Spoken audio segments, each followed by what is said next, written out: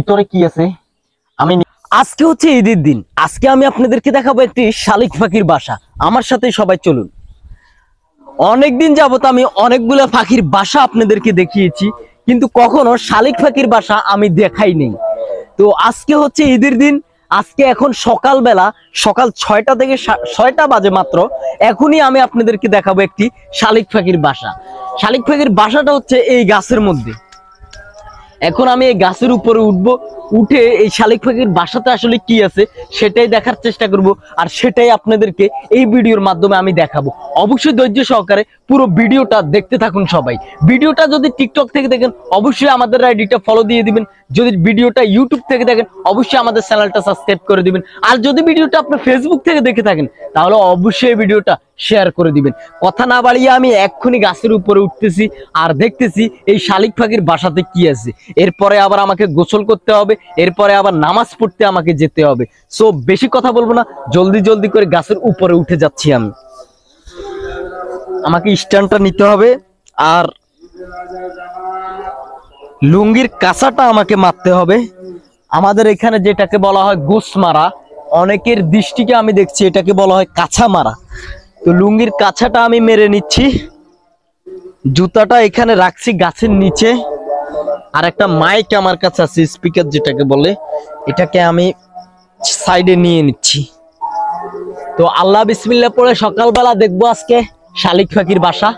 দেখা যাক এই শালিক পাখির বাসাতে আসলে কি আছে। আমরা তবে অনেকদিন যাবত হয়েছে আমি শালিক পাখির বাসা টাসা দেখি না। আল্লাহ বিসমিল্লাহ।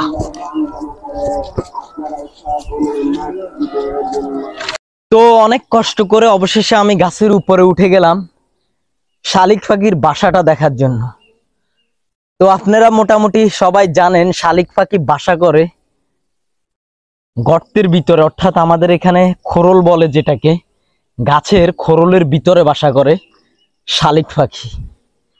তো আসলে খোরলের ভিতরে কি আছে আমি সেটা আপনাদেরকে দেখানোর চেষ্টা করব। যতটুকু দেখাইতে পারি আমি অতটুকু আপনাদেরকে দেখাবো।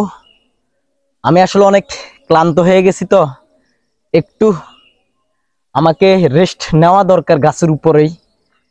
তো এমনিতে সময় আমার হাতে তেমন একটা নেই, যতটুকু সময় আছে খুব কম সময় আছে আমার হাতে। তো এই সময়ের ভিতরে আমি আপনাদেরকে দেখানোর চেষ্টা করতেছি আসলে পাখিটার বাসার ভিতরে কি আছে। তো বাসাটা কোথায় আপনাদেরকে আমি একবার দেখাই। বাসাটা হচ্ছে এই যে এইটার মধ্যে, এই যে নিচে এই গর্তের ভিতরে, এই গর্তের ভিতরে বাসাটা। আসলে এই গর্তের ভিতরে কি আছে আমি নিজেও জানি না, আপনাদেরকে যতটুকু সম্ভব হয় আমি দেখাইতেছি। দেখছেন, এটা কিন্তু শালিক পাখির বাসা,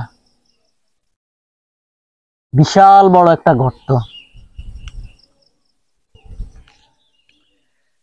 তো তো আসলে আমি কত উপরে আছি আপনারা দেখুন একবার।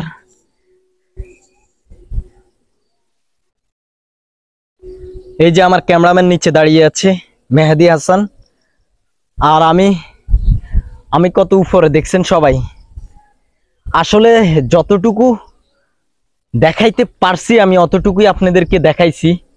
এইসব গর্তের ভিতরে, গাছের খোরলের ভিতরে অনেক টাইমে সাপ পাওয়া যায়, বিষধর সাপ থাকে।